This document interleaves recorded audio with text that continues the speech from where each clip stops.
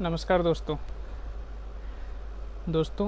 आज मैं एक ऐसे बिज़नेस के बारे में बताने जा रहा हूँ जिसमें आपके पैसे लगभग ज़ीरो के बराबर लगेंगे, लेकिन आपको पेशेंस रखना है, आपको प्रोग्रेसिव माइंड के साथ में वाले बिज़नेस करना है और आपको अपने बिज़नेस के ग्रोथ के बारे में सोचना है और उसको करना भी है।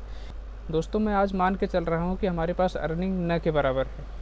दोस्तों, दिहाड़ी मज़दूर जो रहते हैं, जो डेली का कमाते हैं और खाते हैं, उनकी सामान्य दिनचर्या क्या रहती है?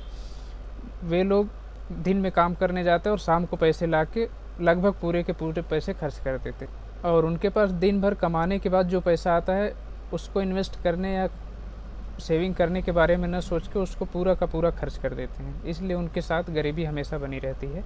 दोस्तों, जो ऐसे काम करते हैं, आप उनके बारे में सोचिए, उनका क्या लगता है? समय तो पूरा ही देते हैं, 24 घंटे में 8-10 घंटे काम को देते ही देते हैं, मेहनत पूरी ही करते हैं, मेहनत में भी उनकी कहीं कमी होती नहीं है। लेकिन बस एक कमी रहती है कि वे उस पैसे का उस समय को इन्वेस्ट नहीं कर पाते, मल्टीप्लाई नहीं करने की सोचते हैं, इसलिए वो उसी जगह पर ही रह जाते हैं। दोस्तों, मैं आपको बता दूं, कोई आदमी जन्म से अमीर या गरीब नहीं होता है।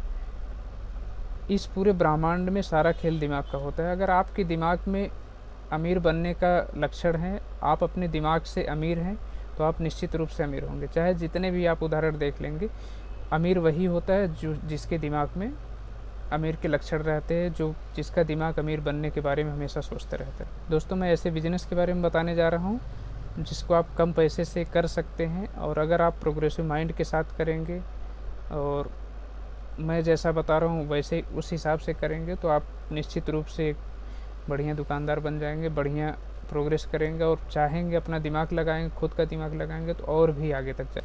दोस्तों, अब हम आते हैं कि आपको करना क्या है।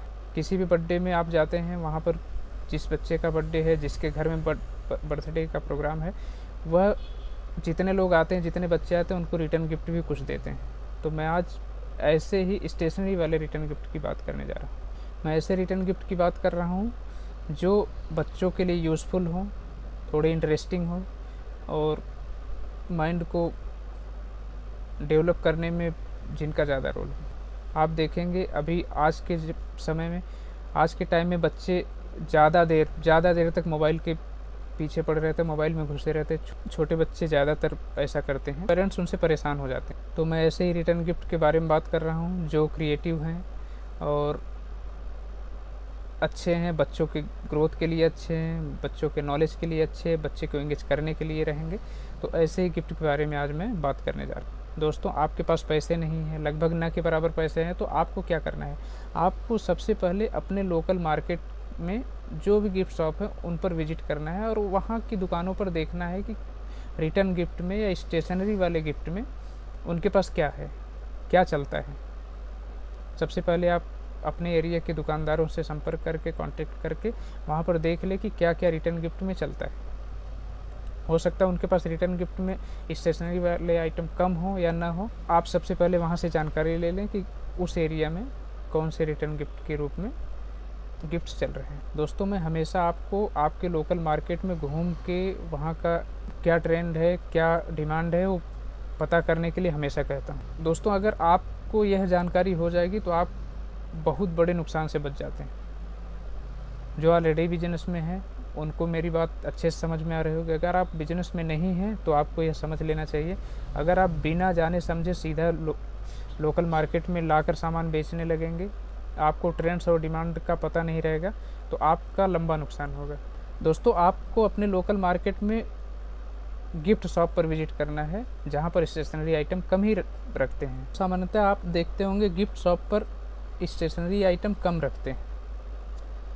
रिटर्न गिफ्ट में थोड़े बहुत मिल जाते होंगे, नहीं तो वह भी नहीं रखते हैं, क्योंकि दुकानदार अगर अपनी दुकान के लिए सामान लेने जाता है तो गिफ्ट शॉप पर जाता है। स्टेशनरी एक अलग डिपार्टमेंट है, स्टेशनरी का होलसेल मार्केट भी अलग रहता है, तो वहाँ कम से कम आइटम लेता है और उसको उस रेट में भी नहीं मिल पाते, क्योंकि उसको उतना पता नहीं रहता है। उसको गिफ्ट के बारे में पता होगा तो अपने गिफ्ट वाले दुकानों से अपना माल लाता है, तो उसको उसका पता रहता है, न कि स्टेशनरी का। तो आपको फोकस कहाँ करना है? स्टेशनरी वाले रिटर्न गिफ्ट के बारे में। उससे क्या होगा दोस्तों, आप पहले पूरे एरिया में समझ जाएंगे कि क्या डिमांड में है, थोड़ा बहुत समझ जाएंगे किस टाइप के गिफ्ट लग रहे हैं, रिटर्न गिफ्ट में लग रहे हैं।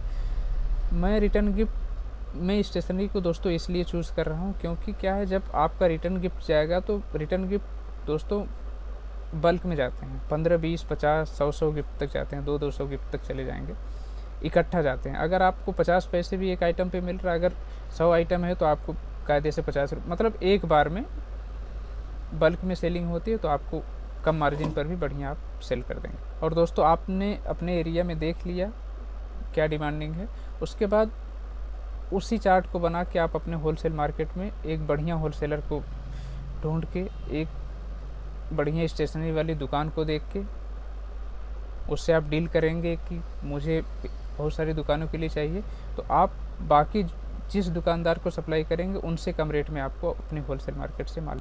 दोस्तों आपको अपने होलसेल मार्केट में जाके वहाँ पर पता करना है कि रिटर्न गिफ्ट में स्टेशनरी के कौन कौन से आइटम आते हैं और किसकी रेंज क्या है, कौन किस रेट में आता है। जैसे दोस्तों अभी पेंसिल में पेंसिल बैग आता है, पेंसिल किट आते हैं, पेंसिल बॉक्स आते हैं, पेंसिल होल्डर आते हैं, तो आप उनको बहुत सस्ते में 10 से 15 रुपये पर बॉक्स में, पर सेट में आ जाते हैं, तो वो बहुत ज़्यादा सेल होने वाले आइटम हैं। अगर आप उनको उनमें डील करेंगे तो आप चाहे तो एक में कर सकते हैं, या तो स्टेशनरी के बहुत सारे आइटम आप जिसमें डील करें, या तो चाहे तो सब में कर सकते हैं। आप होलसेल मार्केट में जाएंगे और स्टेशनरी वाली शॉप पर आप पूछेंगे तो बहुत सारी वैरायटीज़ आपको दिखा देगा।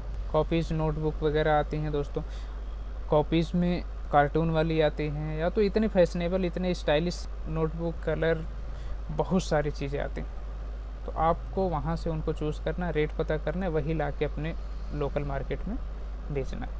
वैसे भी बच्चे मोबाइल में ज़्यादा एंगेज रहते हैं, तो अगर आप उनको ऐसे आइटम प्रोवाइड कराते हैं जिससे उनका मनोरंजन भी हो और ज्ञानार्जन भी हो, बढ़िया से एंगेज भी रहें, तो उसमें एग्ज़ाम बोर्ड भी आप देख सकते हैं, ट्रांसपेरेंट आते हैं, बहुत से कैरेक्टर, कार्टून कैरेक्टर में आते हैं।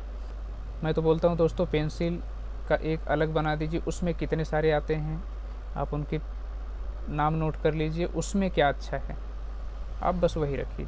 कलर सेट में कितने कलर आते हैं, वैक्स आता है, क्रेयॉन आता है, पेंसिल कलर आते हैं, जितने सारे स्केच आते हैं, जितने कलर आते हैं, आप उनकी लिस्ट बनाइए। जो आपको लगता है इस एरिया में ये वाले कलर चलने वाले हैं, आप 2-4 वैरायटी अपने दुकानदारों को सप्लाई करें। दोस्तों प्लास्टिक बैग में मैंने बताया ट्रांसपेरेंट कवर आते हैं और भी बहुत सारे आते हैं। आप एक चार्ट बना लीजिए कि कौन सा किस कैटेगरी में आता है। दोस्तों पिगी बैंक आता है, आप उसको बच्चों को दे सकते हैं, उनमें बचत की भावना भी होगी। कहने का मतलब ऐसा इंटरेस्टिंग आप दे सकते हैं जिसमें बच्चे खुश भी रहें और आपकी भी समस्या ख़त्म हो जाए। जो बच्चे आजकल मोबाइल देखते हैं, तो ऐसे वाले गिफ्ट अगर आप अपने दुकानदार को देते हैं या मार्केट में फैलाते हैं तो आपका प्रोडक्ट बहुत ही स्मूथली बिकेगा और आप बल्क में आपका माल जाएगा तो आपका मार्जिन रेशियो भी काफ़ी अच्छा रहेगा। दोस्तों अभी नए में स्टेशनरी के रिटर्न गिफ्ट में यूनिकॉर्न डिज़ाइन आती है, यूनिकॉर्न में रेनबो यूनिकॉर्न, और उसमें बहुत सारी रेंज है। पेंसिल की अलग आती है, कलर की अलग आती है, इरेजर, शार्पनर, सब कुछ। इतने डिज़ाइनर इतने अच्छे, इतने इंटरेस्टिंग आते हैं दोस्तों। आप वहाँ से ले जाके मतलब आप मार्केट में रखेंगे और बहुत धड़ल्ले से बिकते हैं, बहुत ज़्यादा, और इतने टाइम बहुत ज़्यादा ट्रेंडिंग में है।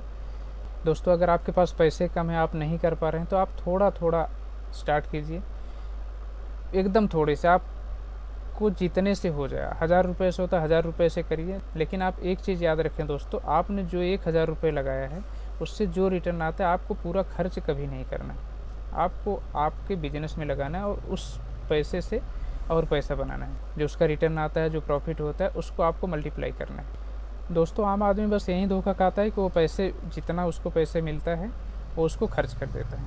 वो किसी के यहाँ नौकरी करने जाता है, अपना पूरा समय देता है, किसी और के लिए काम करके आता है, लेकिन वह क्यों जाता है? क्योंकि उसको नगद में पैसे मिल जाते हैं, कोई रिस्क नहीं है। लेकिन आपको थोड़ा सा रिस्क लेना है। आप 1000 रुपये ही लगाओ, 1000 रुपये में आपको जो पैसे बचते हैं उसको फिर मल्टीप्लाई करो। आपको उस पैसे को कुछ दिन के लिए छेड़ना नहीं, छूना नहीं। अगर आप ऐसे मल्टीप्लाई करते रहेंगे, अपने माइंड को हमेशा प्रोग्रेसिव रखो, हमेशा आगे के लिए सोचते रहो कि आप आगे जाकर क्या करने वाले हैं, आप अपने बिजनेस को कैसे और बढ़ा सकते हैं और कैसे उसमें वैरायटीज ऐड कर सकते हैं। आप अगर ऐसा सोचते, अपने दिमाग को आपको कभी भी रेस्ट नहीं करने देना। अगर आप संतुष्ट हो गए तो आप समझ लो आपकी सक्सेस का रास्ता वहीं से बंद हो जाएगा। तो आपको संतुष्ट भी कभी नहीं होना है और प्रोग्रेसिव माइंड के साथ हमेशा मल्टीप्लाई करने की कोशिश करनी है। और अगर आप ऐसा करेंगे, आप पहले ऐसे माल बेचेंगे, दुकानदारों को माल बेचेंगे, धीरे धीरे आप अपना एक स्टोर बनाकर आप उसकी रेंज अपने यहाँ बढ़ा लीजिए। एक मालिक और एक नौकर में बस यही फ़र्क होता है दोस्तों। नौकर जो रहता है वो रिस्क नहीं लेना चाहता, उसको नगद पैसे चाहिए, वो भले 200 रुपये मिले, लेकिन जो रिस्क लेने वाला रहता है 1000 रुपये चाहे 5000 रुपये मिलेंगे, उसको कभी वह संतुष्ट नहीं होता और वो हमेशा आगे ग्रो करता रहता है। तो दोस्तों, आज का मेरा यह बिजनेस आइडिया आपको कैसा लगा आप ज़रूर बताएं, आप कमेंट ज़रूर करें, ज़रूर बताएं, और ऐसे ही वीडियो के लिए मुझे सब्सक्राइब करें। दोस्तों, मिलते हैं अगले वीडियो में किसी और टॉपिक के साथ। तब तक के लिए नमस्कार।